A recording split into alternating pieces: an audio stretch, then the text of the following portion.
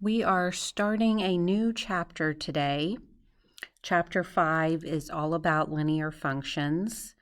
I'm hoping that today's lesson will be a little review and that you've covered some of the major points from this first section from last year. But again, it's been a while.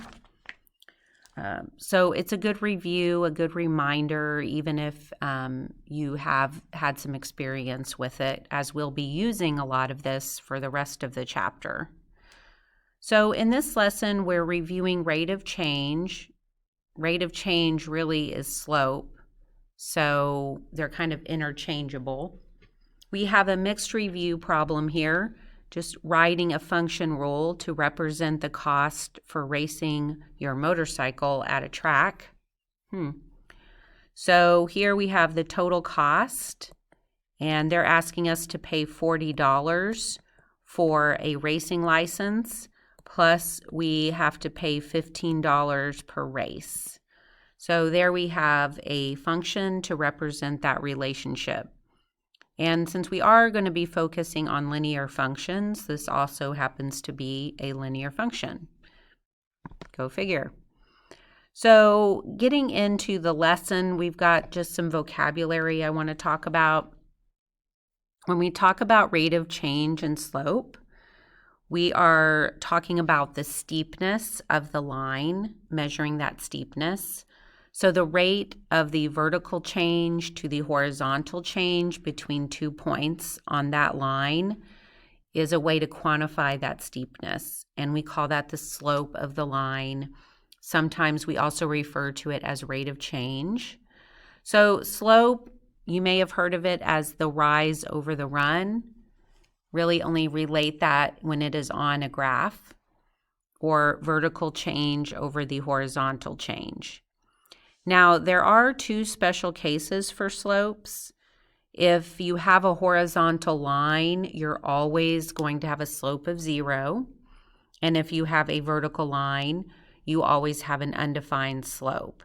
And that is because with a vertical line, you have 0 in the denominator. And of course, we can't have 0 in the denominator. So that's why we simply say it is undefined. So those are the 2 special cases. Let's look at some examples where we're finding slope of a line on a graph. So for example, we basically would pick 2 points on the line, and we would basically count our rise over our run. Now, I think sometimes the book does it kind of backwards. I generally like to go from the bottom to the top point, and I like to go above the line. Now, you can really do it either way, though. So in this case, I would go up 1 and then over 3 to get my slope of 1/3. They went the same way, basically, but going 1 and 3 this direction. Again, I think that's a little weird, but it works. Now, in general, a line that slants upward from left to right has a positive slope, whereas a line that slants the other direction is going to have a negative slope. So kind of just picturing those in your head there. Here's an example of a negative slope. So again, when you pick 2 points on the line, they're going kind of under the line. I like to go above the line. So either way, you're going to get the same answer.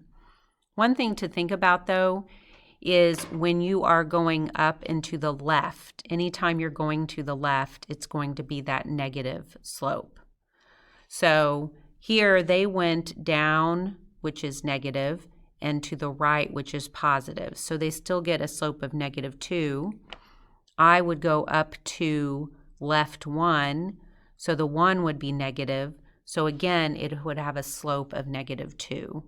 So either way, it's going to give you that slope using the rise over the run. So in general, a line that slants downward from left to right has a negative slope.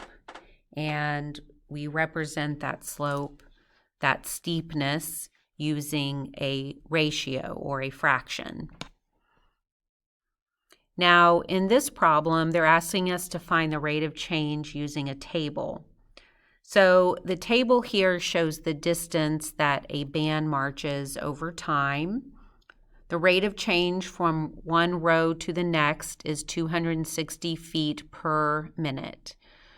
Do we get the same rate of change if we use non-consecutive rows? Meaning if we skip a row or two, do we still get or end up with that same rate of change? For example, in a non-consecutive row, let's go from 1 to 4. So that would be a +3 difference. And then we would look here, 260 to 1040.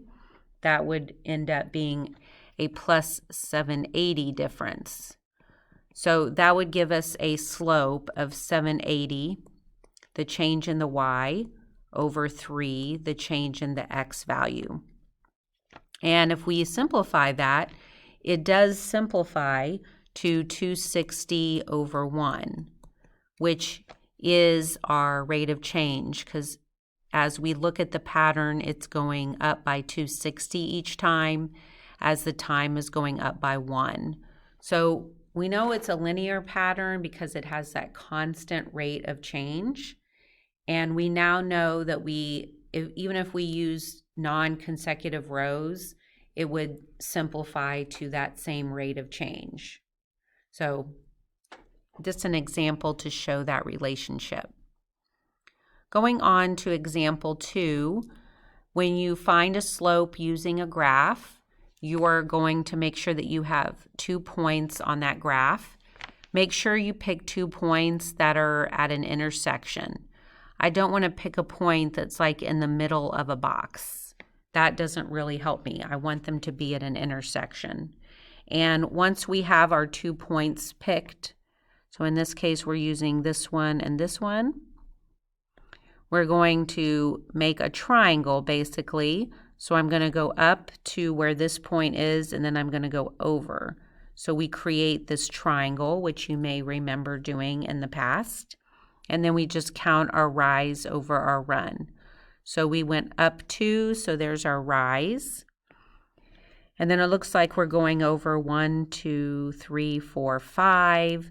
So we're running over 5.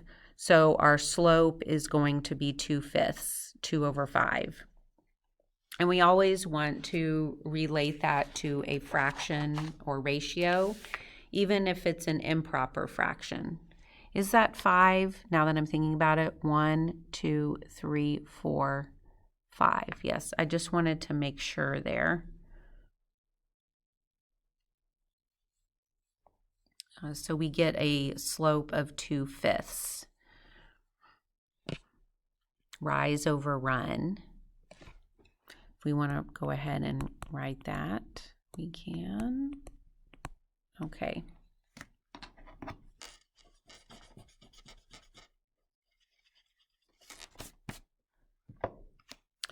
Okay, let's look at example 3 now, finding slope using points. I generally don't even graph this.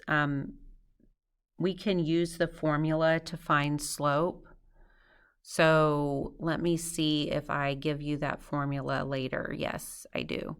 So for right now, we'll just graph the points, but we can also use the formula given 2 points. So we'll do that later. So I'm going to graph 1, 3 first. So graph that point. And then we're going to graph 4, -1.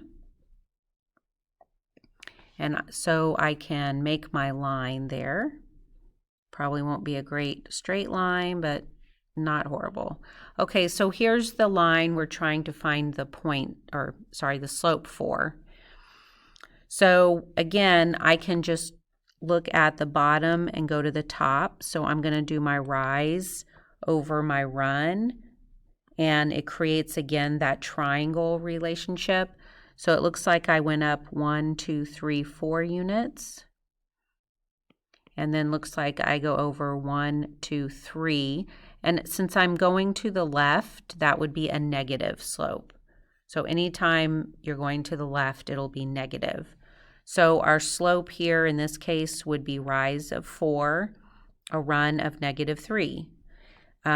Usually in algebra, we just put that negative right in the middle of the fraction, and we do leave it as an improper fraction. So just something to keep in mind. In example 4, we talked about those special cases. So finding slopes of horizontal and vertical lines.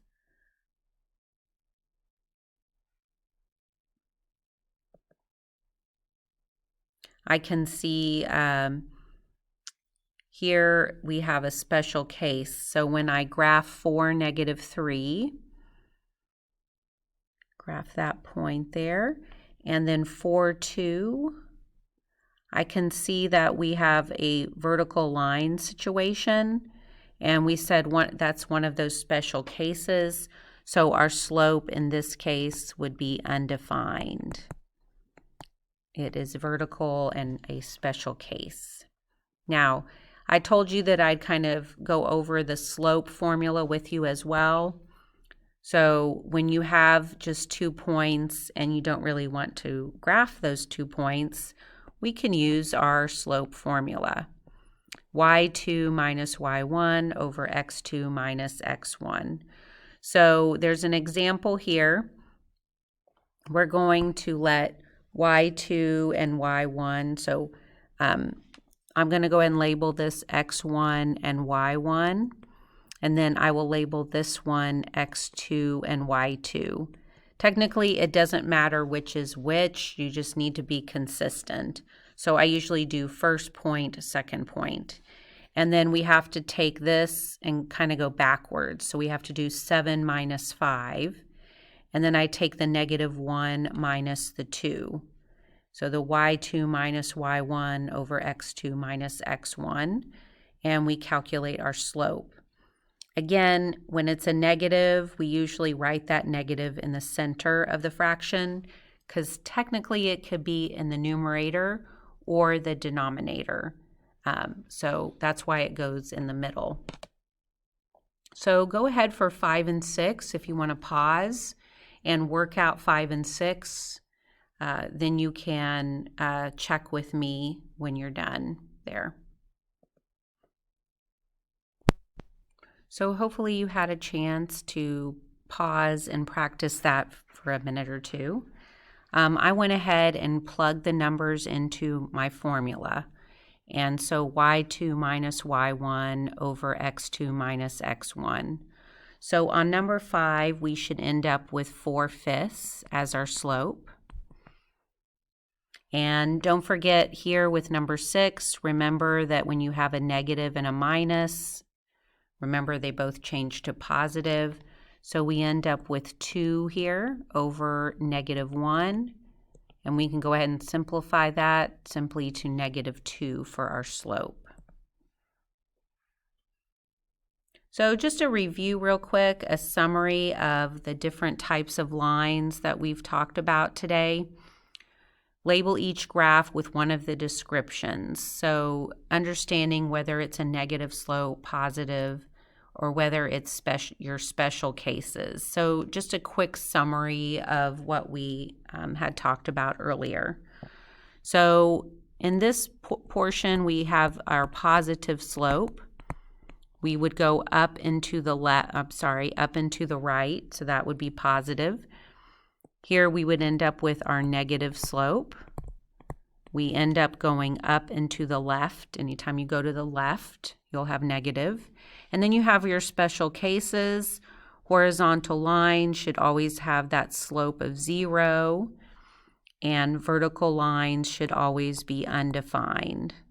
So just kind of reviewing those and seeing those as a picture. Okay, so we're done for this lesson.